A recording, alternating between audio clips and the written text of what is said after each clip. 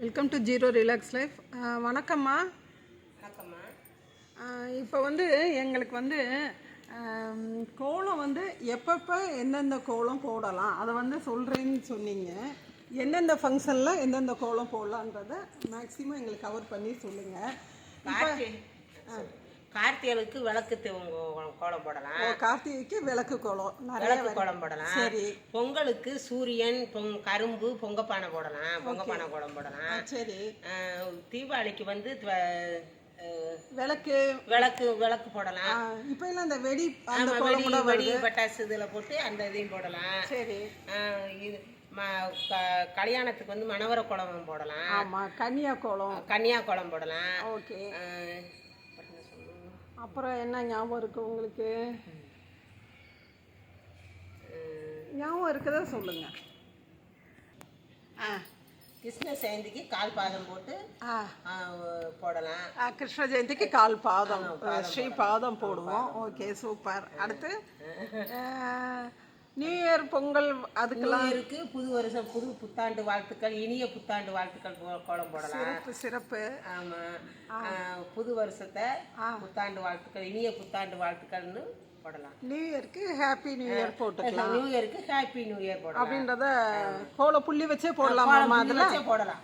இப்போ இது இந்த ஆரம்ப பிகினர்ஸ்க்கு இந்த மாதிரிலாம் போடலான்றது உங்களை மாதிரி பெரியவங்க சொல்கிறப்ப அவங்களுக்கு ஒரு இன்ட்ரெஸ்டிங் வரும். அதனால தான் கேட்குறோம். இவங்களுக்கு பார்த்தீங்கன்னா கோலம் ரொம்ப சிறப்பாக போடுவாங்க. அவங்க போட்ட கோலத்தையும் வீடியோ எடுத்து நாங்கள் அடுத்து வர போகிற வீடியோக்கெல்லாம் போட்டு விடுறோம். இப்போ அடுத்து பார்த்தீங்கன்னா இப்போ ஒரு நன்றி வணக்கம் அது மாதிரி சொல்கிற மாதிரி கூட கோலம் இருக்குல்ல? நன்றி வணக்கம், வெல்கம், சூப்பர், வணக்கம், நன்றி இதெல்லாம் போடுற மணிக்கு இருக்கு. அப்புறம் இந்த வருடங்கள் அதை நம்பர்ஸும் போடுற மாதிரி புள்ளிகளை போடலாம். நம்பர் புள்ளி வச்சு நம்பரும் போடலாம்.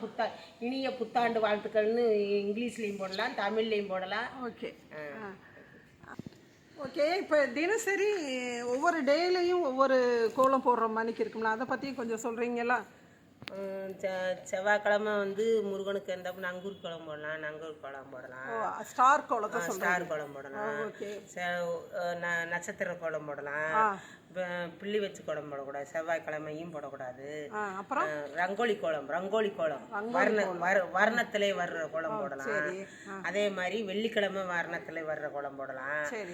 பிள்ளி வச்சு போடக்கூடாது.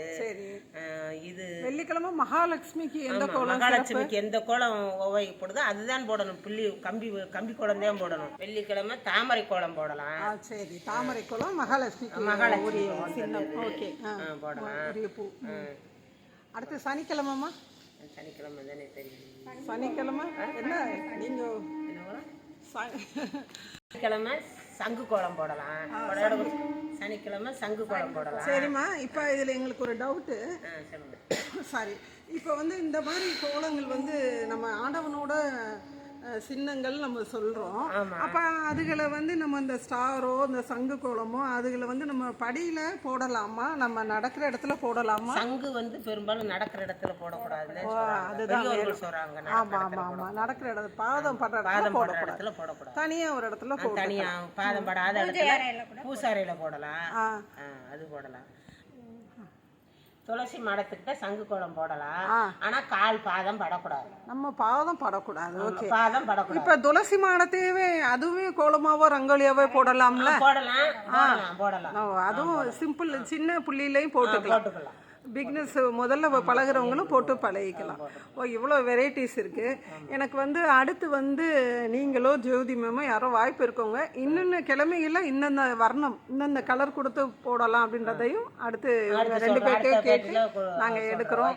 Okay, thank you ma'am. Okay, thank you.